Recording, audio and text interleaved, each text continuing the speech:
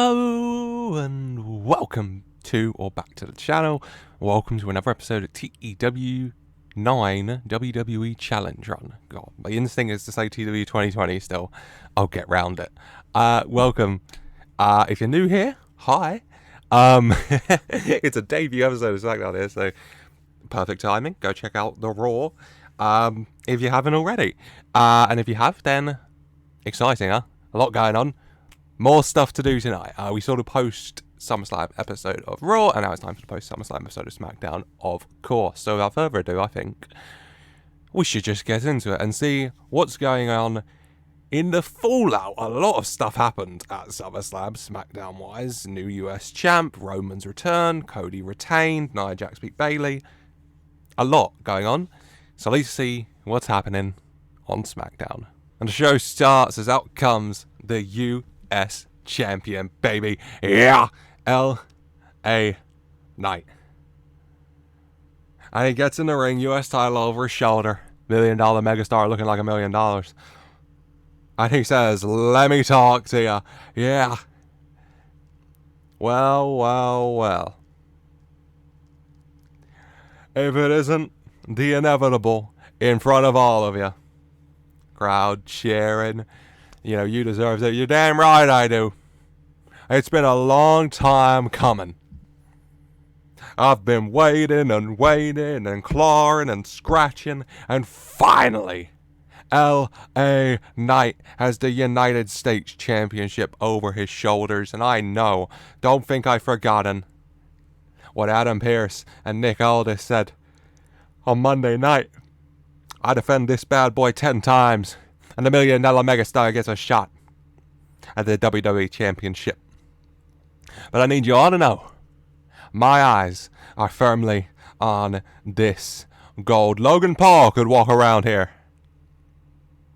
Well, walk around everywhere but here, because you know damn well you weren't seeing him at the SmackDown ring with this US title, putting it on the line. Crowd cheering, but that's not L.A. Knight.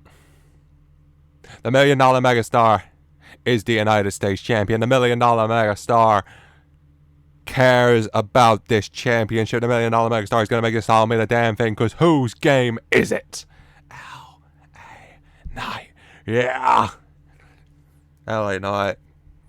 Impassionate words, stands on a turnbuckle, does his little finger pose, as out comes, they don't want none, AJ Styles. Not seen in a hot minute as our AJ. But he's coming out now. Makes his way down to the ring. Crowd pop because it's AJ. Of course they do. And AJ congratulates LA Knight on winning the United States Championship. It's a good title. I mean, I showed up in the WWE and within a year I'd won the WWE Championship. But hey, winning a US title on what, your 3-4 year mark? That's pretty good too, I guess. But you see, LA, you have something I want now. Trust me, I still have my eyes on that WWE Championship as well. Because the phenomenal one on the house he built is getting that gold. But first of all, why don't I take that from you as well? Because I haven't forgotten WrestleMania. You might be thinking of that right now. I see that smile on your face, thinking of that WrestleMania victory. Cast your mind forward a few weeks later on who came out on top when it mattered, when a WWE Championship opportunity was on the line. The phenomenal one beat you. And when it comes to that United States Championship, AJ Styles is coming for it. For an 80. Good opening segment. Hot and rising crowd. 71 for LA, 80 for AJ. Oh yeah. LA Knight, US champ, but his first challenger, seemingly, has stepped up in the form of AJ Styles. Did someone say banger? We'll see how we go. Got the crowd off to a hot start, which we like. Then we're going to have a match going on from last week where Santos Escobar beat Apollo Crews after the attack by Angel Umberto on Baron Corbin. Baron Corbin taking on Angel one-on-one here. And, you know, Santos and Umberto trying to get involved. Apollo going to fight them off. And doing a good job because he is Apollo, but the numbers are much to play his part. Baron Corbin, though, doing Baron Corbin thing. He's good. We like Corbin. Rushing out there, making a save, rolling back in the wing. Angel going for the sneak attack. But Corbin dodging it, pulling Angel in. End of days. 1, 2, 3. Baron Corbin gets the win for a 62. 57 wrestling, 46 for the crowd. 56 for Angel, 58 for Corbin, as Corbin does get the victory. Santos not impressed, but smiles on the faces of our favourite multiracial bold tag team. Name pending. You know what? I liked Baron and Braun, but Baron and Apollo have just started teaming for some reason, and who am I to argue with where I'm starting from? Win for Baron Corbin. Goes commercial, we come back. Adam Pearce and Nick Aldis are in the ring. The Raw and SmackDown general manager. And they invite out the women's locker room. And they all come out, not, you know, Liv, Rhea, Nia, Tiffany, Bayley. Not that, but the rest. And they say that they have noticed the incredible work that the women's locker room has been putting in for a long time. And maybe for a long time it's gone uncredited, but not anymore. On Monday night, myself and Mr. Pearce made a game-changing announcement in regard to the United States and Intercontinental Championships, the Fighting Champions Advantage. If you defend it 10 times, you get a World Championship opportunity. Nice and simple. But whilst we're making changes to the Midcard titles, we thought, why should those rules only apply to the men? And so it is our pleasure to unveil. Adam Pearce goes behind one podium with a velvet little cloak on it, a red one.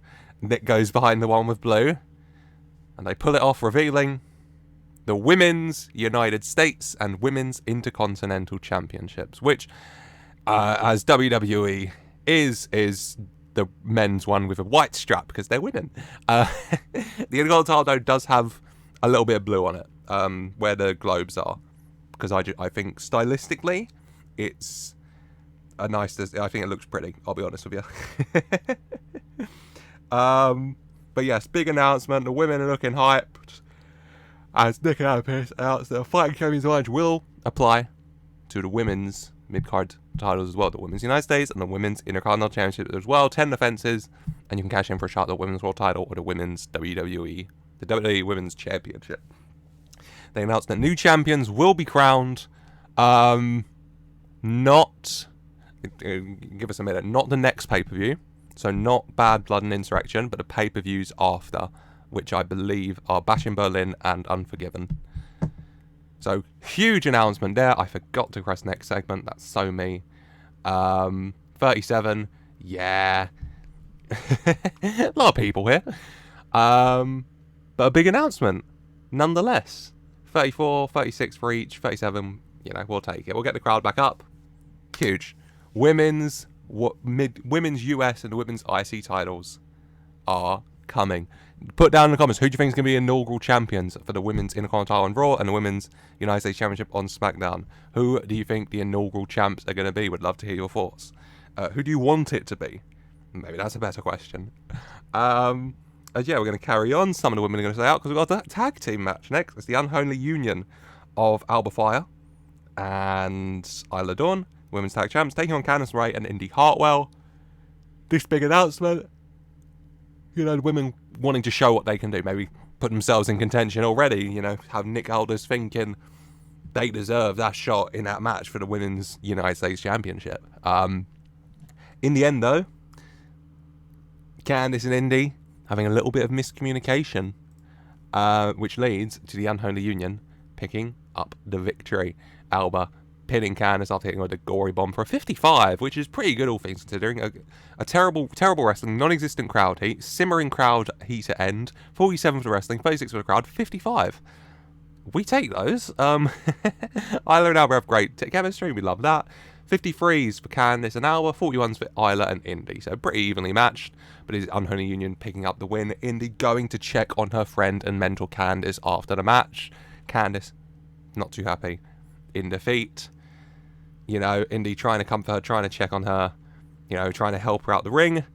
And as they exit the ring, you know, going off the apron to the floor, Candice grabs Indi and tosses her into the steel steps. For a 47, Candice LeRae beating the hell out of Indi Hartwell. Not impressed, saying she's tired of being a failure, especially with the Women's United States Championship around now. She can't be carrying around dead weight. She has to think about herself for once. Okay? She has to think about herself and her own career. For a 47, Candice turning on her protege, Indi Hartwell. Sad scenes. Sad scenes. As we go backstage to Mega Moran interviewing Carmelo Hayes. Now, Carmelo Hayes saying that he, you know, Andrade beat him again. And he's not happy with that. Well done to Andrade. He caught Melo slipping. But Melo's not going to stop. Okay, Melo's going to get back in there. Get back in that ring. Get this damn ring rust off him. And the next time we meet Andrade, you can be damn sure Melo is coming out on top. Interrupted, walking by, A-Town Down Under, Austin and Grayson. Little bit of mocking from Grayson Waller specifically at Melo. Austin's kind of laughing along. Melo saying, you know what? I want to shake off some ring rust. I want to get in that ring tonight. So why don't I get in the ring with you? Swearing out Grayson Waller. And Grayson Waller saying, you want to go, mate? Well, all right then. Because takes a step back and grabs Austin. Austin here, we're happy to take you on. Austin a bit confused, going, huh? But yeah. For a 41, crowd here and unclear. Much like Austin Theory, they're a bit confused, but, you know, well-meaning. 41, we take that. Later on, Melo versus Theory, which should be alright, I think. They're both pretty good in ring, so fingers crossed on that one. As we're going to go to, after the events of last week, Jade Cargill taking on Blair Davenport one-on-one. And yeah, it's just a solid match. Jade and Blair fighting it out. Bianca at ringside, cheering her on. In the end, though, you know, Unholy Union come out. Bianca doing her best to fight him off. She is the EST after all.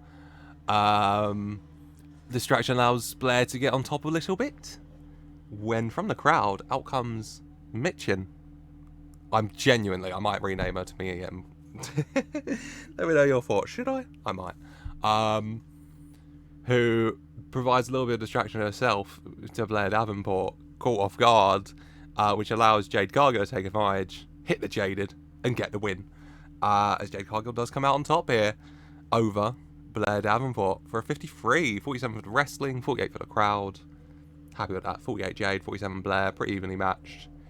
Jade Cargill, though, comes out on top and gets a win here on this post-SummerSlam episode of SmackDown. As we go backstage to your tribal chief, Roman Reigns. Roman Reigns says since WrestleMania, he's been taking time out, as a tribal chief should, to spend time with his family, with his kids, with his cousins, with his uncles. As a tribal chief, it's his duty to look after everybody in his family. And imagine his shock when he finds out that Solo Sikoa, the piece of street trash he brought in, he let back in. No one else wanted him here. They would have left him out on the street champion, wanted to parade around here, calling himself the tribal chief. Hurting Jimmy, hurting Paul, hurting my wise man. and saying he's the tribal chief. Well, I am the original tribal chief, and I am the only tribal chief around here. And maybe you shouldn't have done that to Paul, because maybe you could have used a wise man to tell you what you were doing was not wise, and it was not smart. And there will, trust me, there will be consequences further than me punching your lights out and spearing you down at SummerSlam. So I'll make this very clear for you right now, Solo Sikoa. I'll be there at WWE Insurrection, live from London. The tribal chief, the only tribal chief, the original tribal chief. I will be there. And you better be there too. You want to play fancy draft? You want to call yourself the tribal chief, huh? Well, playtime is over. The grown-ups are back at the head of the table. And if you want these people to have even the smallest bit of respect left for you, if you want me to have the smallest bit of respect for you, if you want to be a part of this family, you'll be there too. For an 85, Roman making it clear, calling out Solo Sikoa for his actions. Will he respond? We'll find out at WWE Insurrection, live from London. As I was saying that part, I was thinking this is getting way too adverty. But still, it's fine. Tag team action in the ring. Former WWE Tag Team Champions, that's going to take some getting used to. DIY taking on the OC. DIY, not too happy. Maybe fighting a little bit more aggressive. Got a little bit of rage after losing their titles last week. They're definitely going to be wanting to get those back as soon as possible. Going at it here with the OC. And DIY do pick up the win with the meeting in the middle on Carl Anderson. 61 for the match, 48 crowd, 51 wrestling, 62 for Johnny, 48 Tommaso, 49 Carl, 46 Luke. Happy with that. DIY get the win. Johnny Gargano doing very well. He is a very good wrestler. 61. Happy with that. As out comes the princess and the queen. Miss Money in the Bank herself with her lovely new briefcase, Tiffany Stratton, and the WWE Women's Champion, Nia Jax. Made her out to the ring. And Nia Jax saying that, well, this is unsurprising. I mean, I told you all what was going to happen. I have the crown. And now I have the championship. And little Bayley is, well, who knows? Who cares about people who aren't champions? I, as the queen, am a champion. My beautiful, gorgeous little princess Tiffy here. Hi, Tiffy. Hi. As Miss Money in the Bank, can and will take that WWE Women's World title whenever she pleases. So Liv Morgan, you little blonde thing, I'd maybe worry a bit less about Rhea Ripley and a bit more about Tiffy here, because she's coming for that championship of yours. And whilst me reigning here on SmackDown, my queendom, it feels good to be back on top where I belong. As she is interrupted, as they, shall I say, are interrupted by Bianca Belair and Jade Cargill. Make their way down to the ring. You know, Jade Cargill in a good mood after her win earlier tonight, saying that she showed just what she can do. Jade Cargill, formerly the hottest free agent in wrestling, now killing it on SmackDown, former women's tag champ, and now looking at that gold around Nia Jax's shoulder. And she's not the only one, because the EST is here. The quickest, the roughest, the toughest, the fastest, the best. Bianca Belair looking at that championship as well. Nia Jax and Tiffy not too impressed with the interruption to their celebration. Thank you very much. But 62 still. The crowd heat at the end. Unclear. What is wrong with these people? We'll take it. 62. 58 for Tiffy and Nia. 66 when Bianca and Jade came out. We'll take that. Happy. The Queen and her princess is in top. But challengers are already circling. As we go backstage to the WWE Champion, Cody Rhodes, walking around. Suit on. Smile on his face. Walks into a locker room.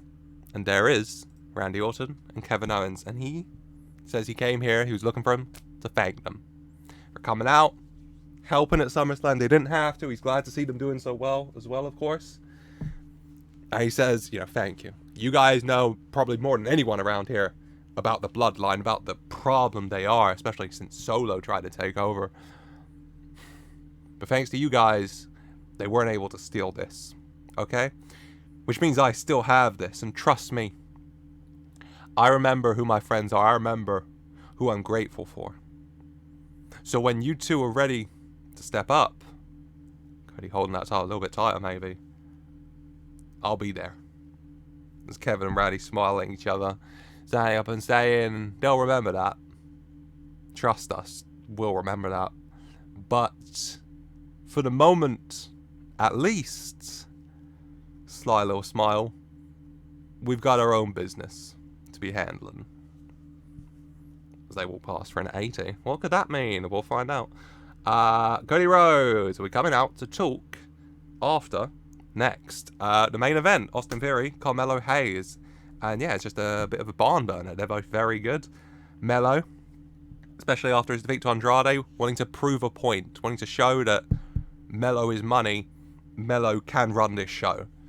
And Austin Theory maybe wanted to prove something as well, especially after the loss of the SmackDown Tag titles. Wanting to prove he can go as well in the main event of SmackDown. A chance. In the end, though, Grayson Waller watching on as Carmelo Hayes picks up the win with the fedora frog splash, that top rope leg drop.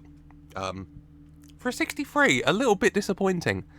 Kind of hoping for better, maybe high 60s, but early TW is always difficult in the ratings, so you just got to power through, haven't you? 52 for the crowd, 58 for the wrestling. We'll take it. 51 Austin, 65 Carmelo. I'll just smash Carmelo and Johnny in a match. They'll bang out a 70 for me early days. Crowd here at the end, unclear. I don't know what these people's problem is, but what are you going to do, huh? What are you going to do? Let's go to commercial, come back. Adrenaline in his soul. WWE Champion Cody Rhodes makes his way down to the ring. Championship still over his shoulder. Suit on. Pyroing. Cody Rhodes is here. And he thanks the people. He thanked Cody. He thanked Kevin. He thanked Randy.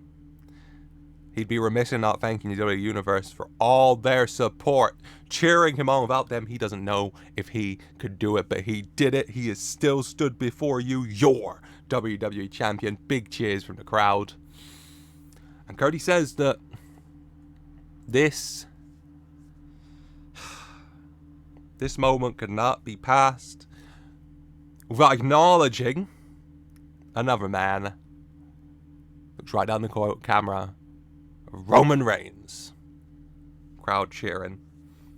And Cody says, to you, Roman, for doing the right thing, even though I know you did it just because he was walking around here calling himself the tribal chief and you didn't like that, you did the right thing, and for that I say thank you. And trust me, Roman, because I know if you're here, you might want to deal with Solo. It's not going to be too long till you're looking dead center at this. And I want you to know, Roman, no, I need you to know that when you're ready to dance again, I'll be waiting. But that is for another day. Because Solo's done. But what is next, huh? For the WWE Championship, my WWE Championship. WWE Insurrection, live from London. Now we all know how London crowds can be, huh? So I want to make sure we give them a match to remember. So, to everyone back there, Every single one of you who thinks they can go. Who thinks they're the man to take this off me. I implore you, I beg you, I demand you come out here right now. Cody looking to the ramp. Who's gonna come out? Alpha, the trumpets are blaring as yes, out stomps Jonathan Cena. Mr. Cena is here. The last time is now. He's got his red on. As you can see, I made him a little background as well. The last time is now, baby. The John Cena farewell tour. Maybe having a little bit of an early start as he makes his way down to the ring. Cena gets the mic. He says to Cody he wanted to congratulate him. He has to congratulate him.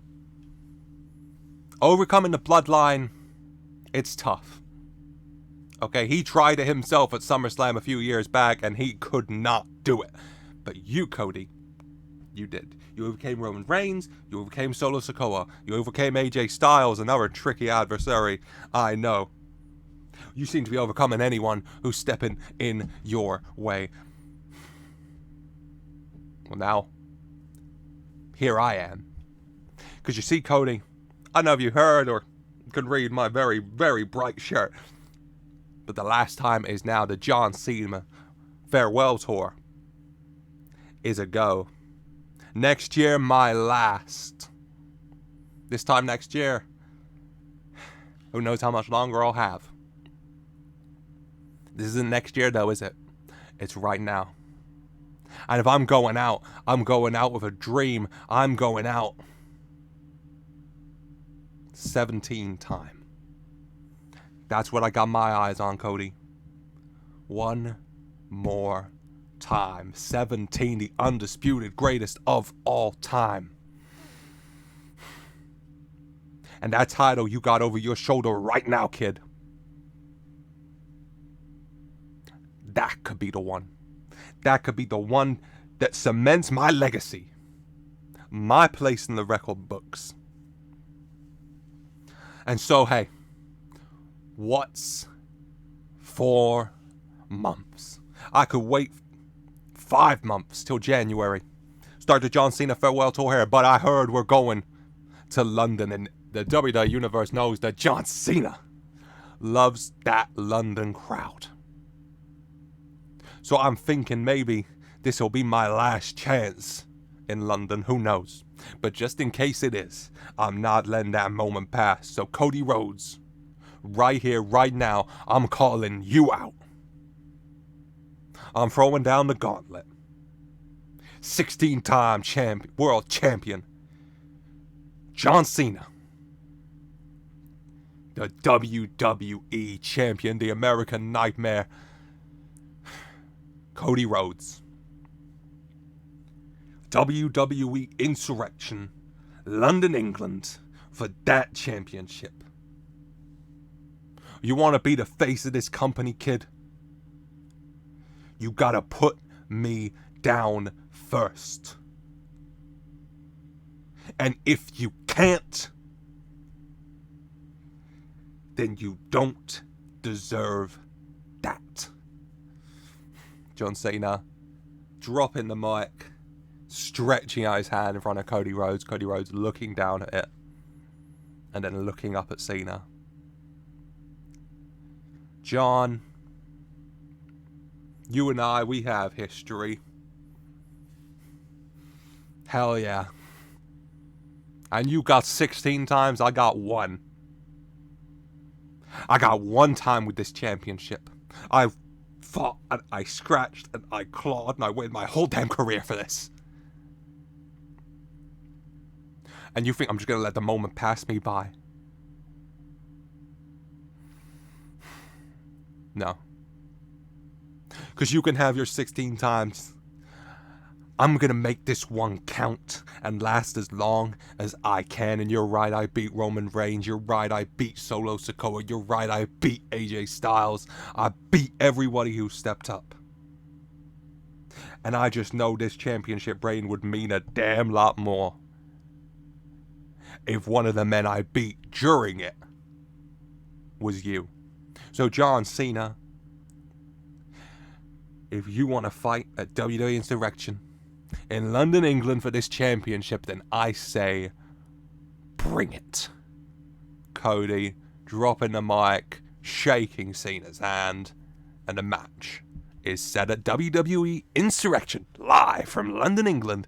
It will be Cody Rhodes defending his WWE Championship against the 16-time World Champion, John Cena. John Cena's farewell tour starting in 2025, but will he be heading into that farewell tour? What was this voice? Will he be heading into that farewell tour with the WWE Championship over his shoulder, a 17-time World Champion? We'll wait and see, but a 91, absolute banger as you'd expect from these two guys. A 100 when it was just Cody in the ring. Dropped to an 81 when Cena showed up. Sorry, John. But banger. I'll take that to close the show. 91. And a huge main event set for Insurrection. Cody Rhodes, John Cena, WWE title on the line. John Cena farewell tour, obviously. A big thing with this is can he do it? As to the end of 2025 to become a 17-time world champion. Can he do it before he even gets to 2025? You'll have to wait and see. But overall, this episode of SmackDown gets us 75, which is pretty good. Banger segments from Roman, Cody, John, and LA Knight and AJ carry us a bit, and Randy and Kevin, as you'd expect. But good show. Women's mid-card titles announced. A lot of good stuff going on. I'm happy. Increased our pop in 4 regions. We take those. As that is going to be it for today. I hope you have enjoyed. If you're curious about what's going to happen next, then subscribe so you don't miss a thing on the road to Insurrection and that massive main event between Cody Rhodes and John Cena.